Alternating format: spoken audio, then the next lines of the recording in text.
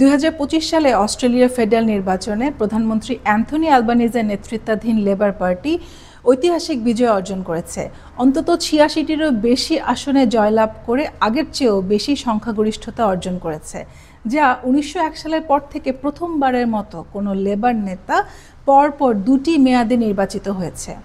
অন্যদিকে বিরোধী দলীয় নেতা পিটার ডাটন তার নিজ আসন ডিকসন লেবার প্রার্থী আলি ফ্রান্সের কাছে হেরে গেছেন।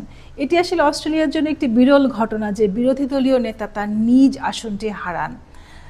আশা করা যাচ্ছে, যেটি মানুষ বলে, যে এই নির্বাচনের একটি প্রভাব পড়েছে যে ডিবেটটি হয়েছে নির্বাচনের আগে, যেখানে লেবার পার্টির মূল আকর্ষণ ছিল তাদের ঐক্য, স্বচ্ছ কমিটমেন্ট।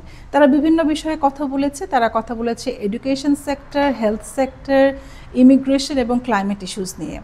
আমরা আশা করি তারা যতগুলো কথা বলেছে সবই নিশ্চয়ই রাখবে।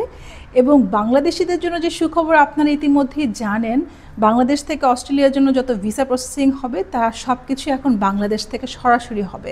এবং নতুন এই হোম অ্যাফেয়ার্স অফিস অভিবাসন সংক্রান্ত যত তথ্য এবং সেবা সরাসরি বাংলাদেশ থেকে প্রদান করবে।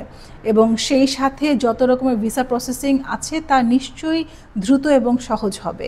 এবং সেই সাথে বাংলাদেশ এবং অস্ট্রেলিয়ার মাঝে বন্ধুত্ব সম্পর্ক আরও বাড়বে সেই আশা রাখছি।